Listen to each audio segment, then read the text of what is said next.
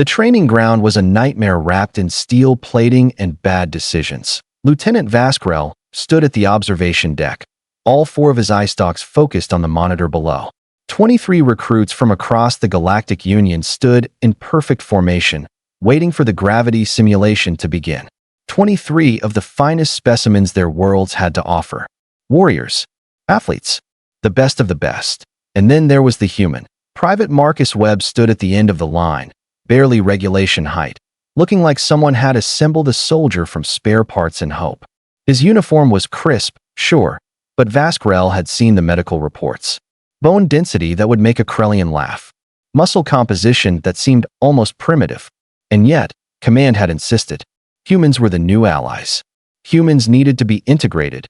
Humans, apparently, were going to get everyone killed. Begin gravity increase. Vask'rel clicked into his communicator. 0.5 increments. Down below, drills Sergeant Khor'van, a massive Throgian with shoulders like mountains and a temper like a solar flare, began pacing in front of the recruits. His voice boomed across the training hall, reverberating off the walls with enough force to rattle teeth. Today, you soft-shelled larvae will learn what it means to be a Union soldier. Khor'van bellowed. Today, you will experience combat conditions. Today, you will feel the weight of a high-gravity world crushing down on your pathetic frames. The gravity ticked up, 1.2 times standard, then 1.5 that the Vrelian recruit, Tkesh, was already sweating, his respiratory slits flaring wide. Beside him, Corporal Gentai from Sigma Prime had locked her knees, fighting to stay upright. Good soldiers, both of them. But they were struggling. Marcus Webb yawned at Vask'rel's eye stalks twisted in confusion. No, that could not be right. He checked the readings. 1.7 times standard gravity. At this level, most species were actively fighting just to remain standing. The human should be on his knees by now. Instead, Webb was rolling his shoulders like he was working out a kink from sleeping wrong. 0.5 more, Vask'rel muttered into the comm. 2.0 times, standard. 0.3 recruits collapsed. The Kthari representative went down hard, chitinous plates scraping against the floor. 2 others followed, their legs giving out like broken supports. Medics rushed forward with gravity compensators, pulling them from the training floor. The human shifted his weight from one foot to the other, stretched his neck, made a small sound that might have been satisfaction. Is the equipment malfunctioning? Vask'rel demanded, spinning toward his technical officer. Negative, sir, came the reply. All systems nominal. Gravity field is uniform across the entire training floor. Down below, Khor'van had noticed. Oh, he had definitely noticed. The drill sergeant's face had gone from its usual purple to something approaching violet black. Rage, confusion, and perhaps the tiniest hint of fear played across his features as he stomped toward the human. You, Khor'van's voice could have shattered glass. Private Webb, do you find my training amusing? No, sir. Marcus snapped to attention, crisp and professional. Then why are you standing there like you are at a beach resort on Talaxia Prime? I'm not, sir. 2.2 times gravity, private. Your legs should be screaming. Your spine should be compressing. Your inferior human physiology should be begging for mercy. Khor'van leaned in close enough that his breath probably smelled like whatever unfortunate thing Throjans ate for breakfast. So why are you not suffering? Marcus blinked. Once. Twice. Sir, I'm from Earth, sir. I know where you are from, you primitive mammal. Sir, Earth is 1.0 standard gravity, sir. Silence. The kind of silence that happens when reality takes a hard left turn and nobody thought to bring a map. Vask'rel checked the readings again. Standard galactic gravity, the measurement used across all Union worlds, was indeed calibrated to the average of major civilized planets. Most fell between 0.7 and 0.9. Earth, that backwater ball of water and attitude, was...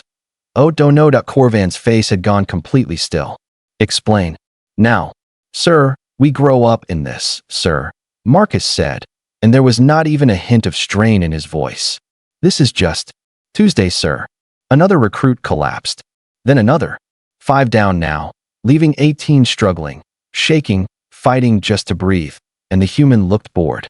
Increase to 2.5. Khor'van growled into his wrist comm, his eyes never leaving Marcus. Vask'rel nearly choked on his own respiratory fluids. "Sergeant, that is beyond recommended. Do it." The gravity climbed. 2.3, 2.4, 2.5.10 recruits down. The strongest warriors of their generations, reduced to gasping heaps on the floor. Jintai was weeping, still standing but weeping. Kesh had curled into a defensive ball, his species instinct taking over. Private Marcus Webb cracked his knuckles. The sound echoed like gunshots in the suddenly quiet room. "Permission to speak, sir?" Khor'van's voice was very, very quiet. "Granted. I think there might be a problem with your equipment, sir. I'm not really feeling much of anything." That was when Vask'rel realized something truly terrifying. The humans had not been exaggerating in their reports. They had not been posturing or trying to intimidate. When they said their world was a death trap of gravity, weather, predators, and things that wanted to kill them before breakfast, they had been understating it. Khor'van did something that Vask'rel had never seen in 15 cycles of service. The drill sergeant took a step backward, just one step. But it was enough. "Maximum safe threshold," Khor'van said into his calm, and his voice had lost all its thunder. Now it was just calculating, careful, like someone who had just realized they were poking something that might poke back. 3.0. "Sergeant, that will hospitalize half the remaining recruits." Vask'rel protested, his eye stalks practically tying themselves in knots. "They have compensators. Increase gravity." Now, the field climbed. 2.7. 2.8. Jintai went down, finally, her legs folding like paper. Kesh was unconscious, his body's automatic shutdown protecting him from damage. Across the floor, medics swarmed like insects, dragging bodies to safety, slapping compensators on chests and backs. 17 down. 18. 19.20. Only 3 left standing. A Kresh warrior named Dolman, who was built like a tank and looked like he was actively dying on his feet. A Vexian infiltrator called Saris, who was literally bleeding from her ear slits, but refused to fall. Stubborn pride, keeping them both vertical through sheer willpower and possibly stupidity. And Marcus Webb, who had started doing calf raises. Up, down, like he was at a gym. Like the crushing force of 3 times Earth gravity, which would kill most species outright, was just an opportunity for leg day. "Impossible," Vask'rel whispered. Marcus paused mid-race. "Sir, request permission to ask a question, sir." Khor'van looked like he might explode. Or cry. Or both. "What? When does the hard part start?" Dolman collapsed. His species simply was not built for this. Even with every muscle fiber screaming, even with his warrior pride, biology had limits. He hit the floor like a falling monument, and the medics rushed in. Saris lasted 4 more seconds before her body made the decision her mind refused to make. She crumpled, graceful even in defeat, her training keeping her from injury even as consciousness fled. Marcus Webb stood alone. 3 times Earth gravity. 3 times the force he had grown up with, had learned to walk in, had played in as a child. Which meant he was currently experiencing roughly 3 times the pull he considered normal. And he was not just standing. He was exercising. "Stop the simulation," Vask'rel said quietly.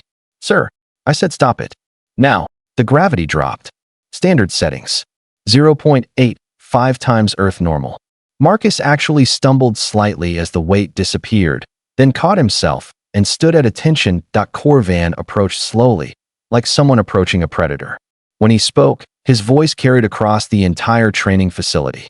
"Private Webb, do you know why the Galactic Union has protocols? Why we have safety limits? Why we test at 2.5 times standard and never, ever beyond 3.0? No, sir. Because 3.0 is the death threshold. The point where biology breaks down. Where bones compress, organs fail, blood vessels rupture. We set that limit because it kills." Khor'van stopped directly in front of Marcus, looking down at him. "Your planet's normal gravity is 3.5 times higher than that threshold. You live, every single day, in conditions that would kill most Union species." Marcus said nothing. What could he say? How? The word came from Saris, who had regained consciousness and was being supported by 2 medics. "How do you survive that?" Marcus shrugged, and the gesture was so casual, so human, that it somehow made everything worse. "We just do. Everyone does. Kids play in it. Old people walk in it. It's just home. Vask'rel pulled up Earth's file on his datapad. Really read it this time. Not just the political summary or the strategic assessment. The actual planetary data. 1.0 standard gravity meant Earth was among the heaviest inhabited worlds in known space. Its atmosphere was so rich in oxygen, it was practically corrosive. The temperature swings that would kill most species were considered weather. The planet had animals, regular animals, not bioweapons or engineered horrors that could tear through combat armor. And humans had not just survived there. They had thrived, had built civilizations, had reached for the stars, had done it all while carrying 3 times the weight that would kill a Union soldier. Sergeant Khor'van, Vask'rel said slowly, I believe we need to recalibrate our training protocols. Agreed. Khor'van was still staring at Marcus like the human was a bomb that might detonate. And perhaps we need to reconsider which species we assign to high-gravity combat zones. Marcus cleared his throat. Sir, if I may, Earth has about 8 billion people. Most of them would probably be pretty good at this. 8 billion. Vask'rel felt something cold settle in his stomach. 8 billion humans. 8 billion beings who considered crushing gravity normal, who breathed poison and called it air, who had evolved on a death world and somehow thought it was fine. And they had just joined the Galactic Union. Khor'van dismissed the remaining medics and the unconscious recruits. When the training floor was clear except for himself and Marcus, he did something unprecedented. He saluted. A full formal salute, the kind reserved for superior officers and heroes of the Union. Private Webb, you are dismissed. Report to medical for a full evaluation. Not because I think you are injured, but because command needs to understand what we are working with. Yes, sir. Marcus saluted back, turned, and walked toward the exit. His gait was easy, relaxed, like the whole thing had been nothing more than a warm-up. The door closed behind him. Vask'rel looked at Khor'van. Khor'van looked at Vask'rel. We are going to need bigger training facilities, the drill sergeant said finally. We are going to need a lot of things, Vask'rel replied, starting with a better understanding of what humanity actually is.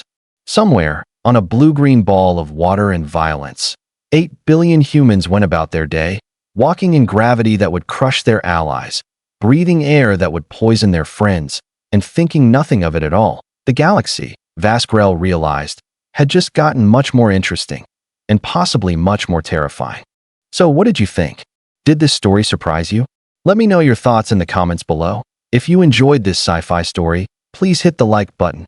It really helps the channel grow. And don't forget to subscribe for more mind-blowing science fiction stories every week. Turn on the notification bell so you never miss an upload. Thanks for watching, and I'll see you in the next story.